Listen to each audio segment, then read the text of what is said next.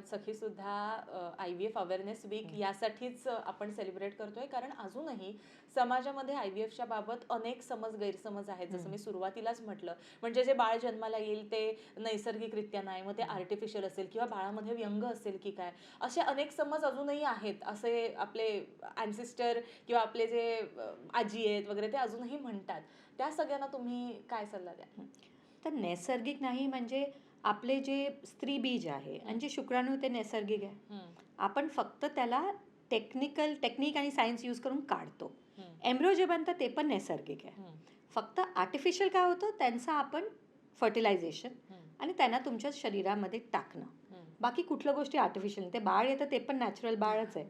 So हा आपल्या मनातून काढून टाकायला पाहिजे, कारण आपण खूप गोष्टी आर्टिफिशियल करतो. आपण आपलं हेअर म्हणजे आपले केस पांढरे होतात, आपण कलर वापरतो किंवा हिना वापरतो. तर हा का वापरतो? कारण we want to look good. आता ज्या गोष्टी आपल्याला नॅचरली होत नाही त्याच्यासाठी नेचरचंच दिलेल्या गोष्टी म्हणजे अंडी आणि शुक्राणू वापरून आपण एम्ब्रियो तयार करतो. So we have to consider it as part of evolution and part of the new life. खरं आहे, म्हणजे जे गर्भामध्ये होतं ते फक्त बाहेर ती प्रोसेस होऊन गर्भामध्ये सोडलं जातं. आणि खरंच बाळाला व्यंग वगैरे अशा प्रकारे काही होतं का?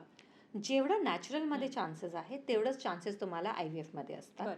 पण IVF मध्ये कारण तुम्ही स्क्रीनिंग आधी करतात की क्वालिटी, तुम्ही बेस्ट क्वालिटी स्पर्म सिलेक्ट करतात, बेस्ट क्वालिटी एग सिलेक्ट करतात आणि त्यांना फर्टिलाइज करून बेस्ट एम्ब्रियोला ट्रान्सफर करतात. तर डेफिनेटली तुमचे चान्सेस आय वुड से की थोडे कमी होतात कम्पेअर्ड टू नॅचरल प्रेग्नन्सीज.